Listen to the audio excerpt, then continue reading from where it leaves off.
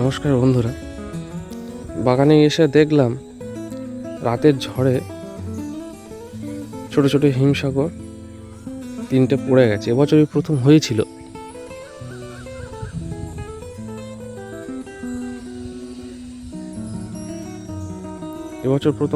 দেখুন এই হিমসাগর। তো আমাদের এই এলাকাটা কোস্টাল এরিয়া, এখান থেকে 15 কিলোমিটার দূরেই সমুদ্র আর নদী বলতে পারেন। এটা প্লট নাম্বার 4, লট নাম্বার 8 হচ্ছে গঙ্গাসাগর। তো এখানে উইন্ড স্পিডটা একটু বেশি থাকে, কিন্তু তুলনামূলকভাবে যেটা ফজলি আম আমার ছিল সেটা কিন্তু খুব একটা পড়েনি ঝড়ে।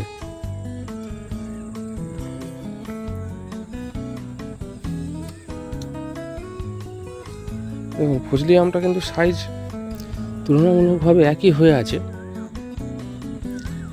হিমসাগর আমের মতন, কিন্তু হিমসাগর আমটা পড়ে গেছে, ফজলি আমটা কিন্তু পড়েনি, একটাও পড়েনি। একই পজিশনের গাছ।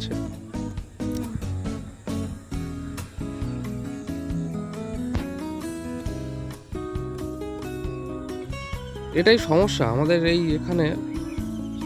চৈত্র বৈশাখ মাস থেকেই মোটামুটি সপ্তাহে 3 দিন 4 দিন সন্ধ্যার সময় করে প্রায় কালবৈশাখী যেটা হয় সেটা কিন্তু ঘটতে থাকে। আর অল্প হাওয়াতেই আম ভালো হয়, কিন্তু আমাদের এই এলাকায় প্রায় গাছে একটাই সমস্যা, ঝড়েতে আম পড়ে থাকে, যেটা মালদা, মুর্শিদাবাদ বা ওই বর্ধমান, নদিয়া এইদিকে অতটা হয় না, আমগুলো এতটা ঝড়ে ক্ষতি হয় না।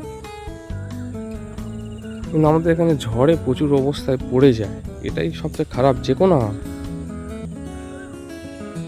মুকুল আসা পর্যন্ত ঠিক আছে, সব পরিচর্যা করলে সবই হয়, কিন্তু সমস্যা হচ্ছে প্রকৃতির কাছে হেরে যেতে হয়। এই আমার হিমসাগর গাছটা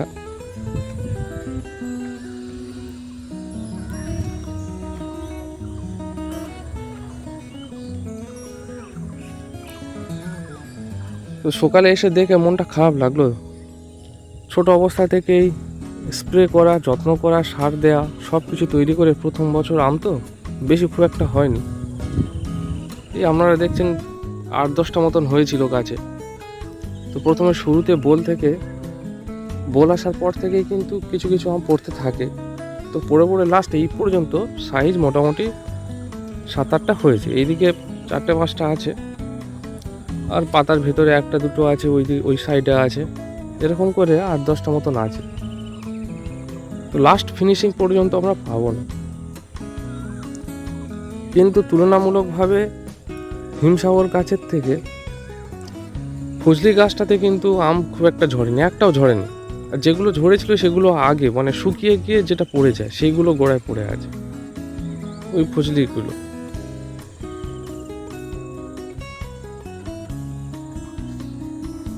কিন্তু এই পাশে এই মল্লিকাও কিন্তু ঝরেনি। এটা মল্লিকা ভ্যারাইটি জাম, মল্লিকা কিন্তু ঝরে পড়েনি।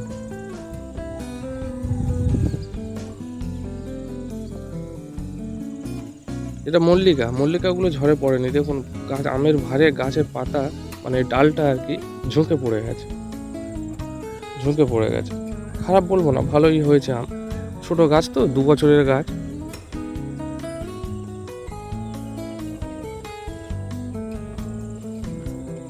হিমসাগরটা প্রচুর পড়ে যাচ্ছে, বড় অবস্থা পড়ে গেলে দেখতে খারাপ লাগে, কিন্তু সে তুলনায় অন্য প্রজাতির আম, এটা আমার 12 মাসে ভ্যারাইটিস কাটিমন আম। এই কাটিমন আম গাছটায় কিন্তু যে আমটা ধরেছিল, আগেও দেখেছি আপনাদের, এই আমটা কিন্তু পড়েনি, বড় সাইজ হয়ে আছে। কাটিমন আম সহজে পড়েও না, ঝড়ে কিন্তু পড়েনি।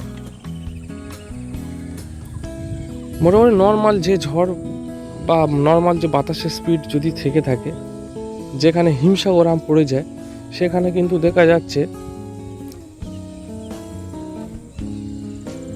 এই হিমসাগর আম যে ঝড়ে পড়ে গেছে সেই ঝড়ে ফজলি আম পড়েনি। তারপর ধরুন এই মল্লিকা আম এই মল্লিক আম কিন্তু পড়েনি। তারপরে দেখুন এই কাটিমোহন আম কিন্তু পড়েনি। এই যে কাটিমোহন আমটা আছে ঝুলছে দেখুন, এই কাটিমোহন আম কিন্তু পড়েনি। সেই জায়গায় হিমসাগর আম, দেখুন এই হিমসাগর আম কিন্তু গাছের গোড়ায় পড়ে গেছে। দেখুন দেখুন কত পড়ে গেছে, একটা দুটো আর এই একটা তিনটে।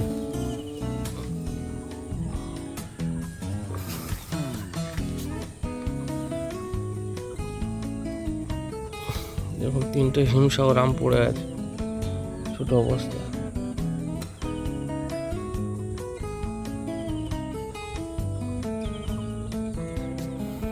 তো যাই হোক, আমগুলো নিয়ে বাড়ি চলে যাব। আমের চাটনি দুপুরবেলা খেতে ভালো লাগে,